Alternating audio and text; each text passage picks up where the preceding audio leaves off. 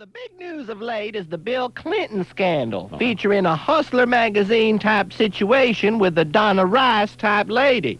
In the latest issue of the Enquirer-type tabloid The Star, Jennifer Flowers, a Lorna Luft-type chanteuse, alleges a voyeur vision-type affair with the Jack Kennedy-type Clinton.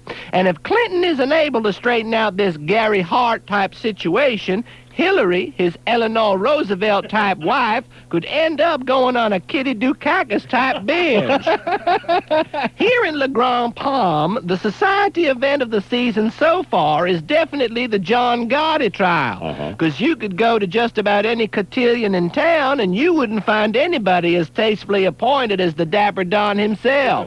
Gotti has made a grand entrance every day so far at the courthouse, looking simply resplendent in Armani suits, silk Versace shirts, and Gucci loafers. Right. Too bad some of John's fastidious fashion sense can't rub off on his appeals attorney, the Zachary of the legal world, William Kunstler. But I guess if you look like a potato, you don't care much if it appears you're wearing the sack, too.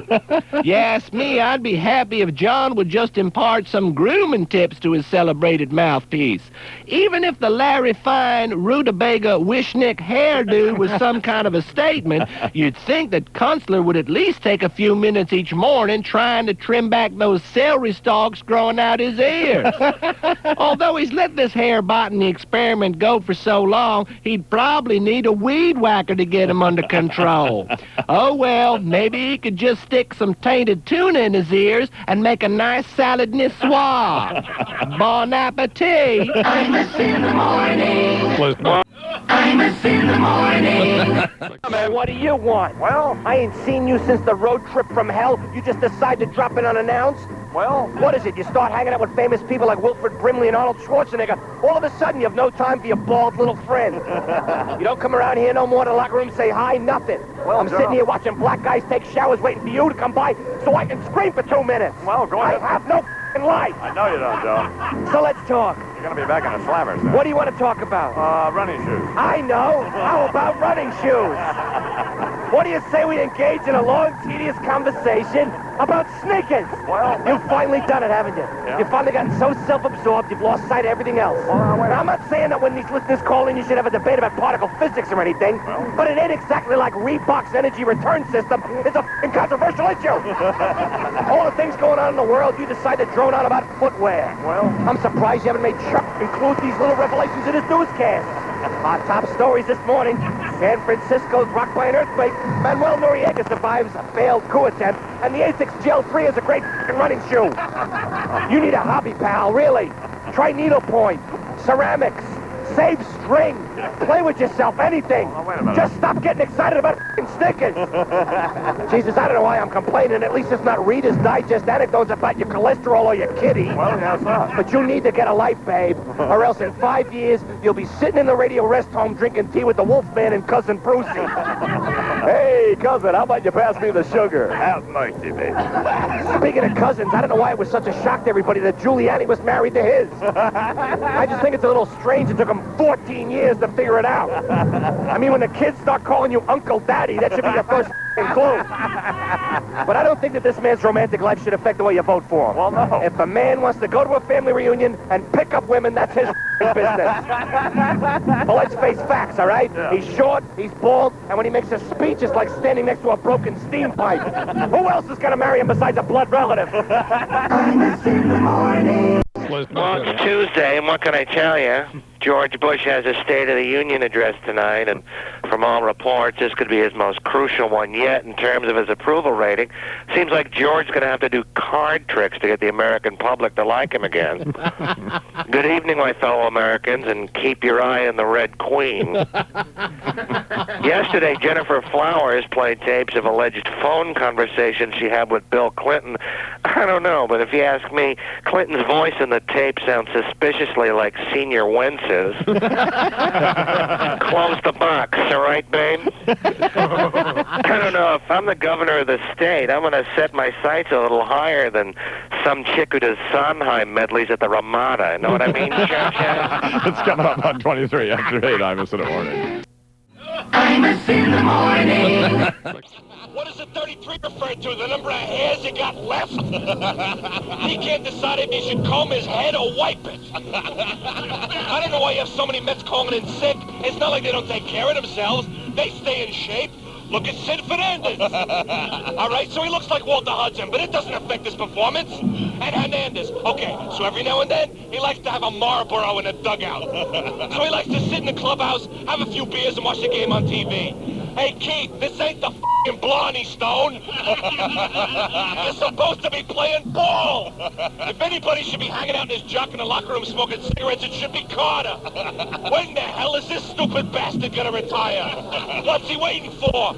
His age to reach his batting average? Well, good, 2 more at-bats, he'll be there. Hang it up, kid. Sign a lifetime contract with Volvo and the Dairy Association and send your cleats to the f***ing Hall of Fame. Not the Baseball Hall of Fame, the Arthroscopic Surgery Hall of Fame.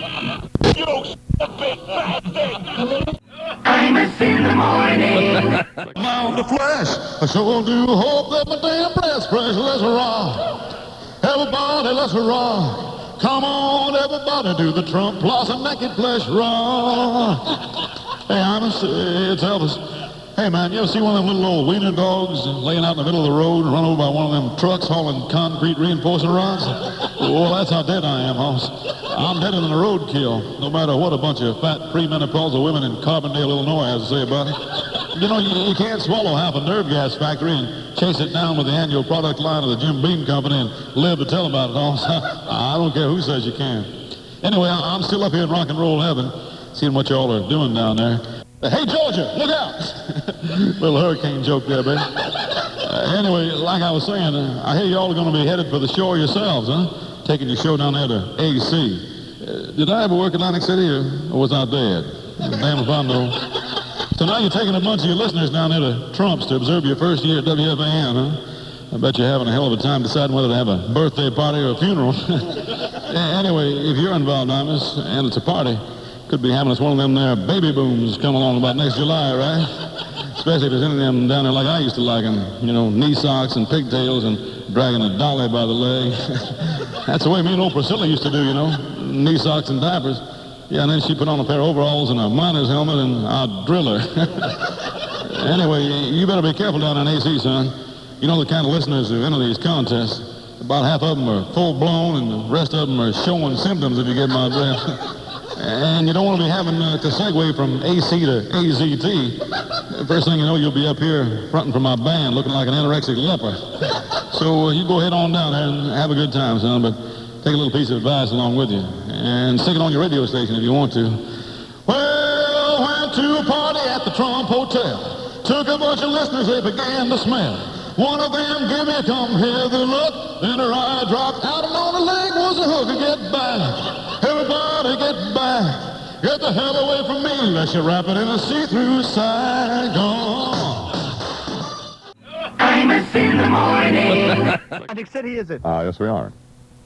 I'd like to see you go down to the city of Atlantis, down at the bottom of the ocean, be Jesus. Well, For God's sake. I see we've been writing material again, huh, Cardinal? Not at all, Imus in the morning. No time for that. Nice haircut, Joel. What'd they do? What'd they do with a bowl? Your kid have cereal in it after they got done? Joel, he looks like a rabbi, this fella. Yes, he does. Joel, can you lend me a quarter, will you? Look at him running away. For God's sakes. Go on ahead, get out. Another one of our fine Jewish brethren here at the radio station, Cardinal.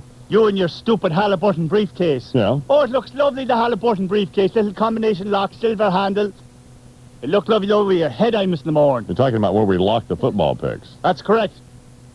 Sponsored by Bob Thomas Ford, by the way. Did that deal go down, Joel, or we didn't have any Bob? Starting Monday, bro. Starting Monday. He kind of picks the games like once the games are over. So, Cardinal Connor, do you have a lot of numbers quickly here? You have about as much integrity as Leona Helmsley picking these football things. I think that's I resent that, Cardinal O'Connor. The winning numbers in the New York State Lottery is as follows. That's hardly a Christian attitude. And you'd know a lot about Christian attitudes, Imus in the morning. Well, I would. Yes, I would. Be Jesus. The daily number. We're not really prepared here this morning, are we? Well, we were drinking a cup of tea. We didn't know we were going to go on with this thing. For God's sakes. Give us a little time to prepare, will you? Well, how difficult is it simply to read a series of numbers? The daily number.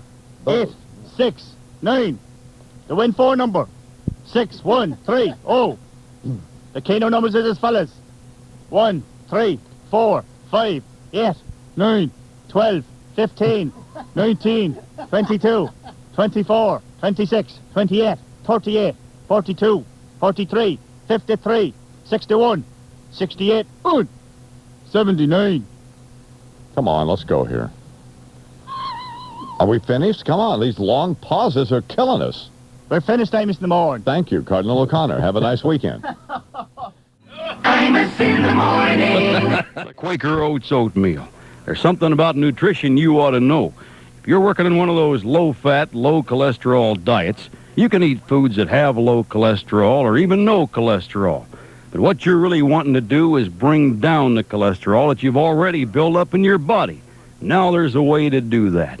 If you eat Quaker oatmeal regularly, you can bring that cholesterol down. Not just keep it level, bring it down. It's the right thing to do, especially during this holiday season when you might eat some things that are high in cholesterol. Just add in some oatmeal. It can balance out those cholesterol-heavy holiday meals, and it tastes good. Oatmeal, a bonus for you, a boner for me. No. Stop right there, Mr. Brimley. Oh, I mean, you boy. had to do it, didn't you? We agreed that you'd go right through the copy. Yeah, well, you're not letting me do that now. Well, how can we? I mean, we can't trust you. You're doing a boner thing again. Now, why? Because that's what Wilfred Brimley calls an oatmeal spin-off, sonny boy. Just like the space program gives us Teflon and Velcro, oatmeal can give us boners. No, it can't. Oh, is that so? Well, then just what can, Mr. Wizard? Brussels sprouts? No way. What you need is to get yourself a big old boner bowl, like this one right here, kids. And if you want an instant boner, why, you get yourself some instant oatmeal. Why, you'll spring a woody you could knock dents out of a car with, I'm telling you. And for this festive holiday season, I'll tell you what you do. You get yourself a sprig or two of mistletoe and add that into your oatmeal. And then you call little Susie next door and tell her, hey, Susie, well, this here's oatmeal, this is mistletoe, and this here, well, this is my What's missing from this picture, Susie? She'll figure it out quicker than you can say, I saw Mommy kissing Santa Claus. And your holiday will get a lot happier in a hurry, I'm telling you. So when you're thinking Christmas, you think oatmeal. If you don't want the mistletoe, then get some red food coloring and stripe that thing like a candy cane. Maybe Donda or Blitzen or somebody will lick it. Either way, it's the right thing to do. Imus in the morning. Imus in the morning on the fan. Sports Radio 66 WF.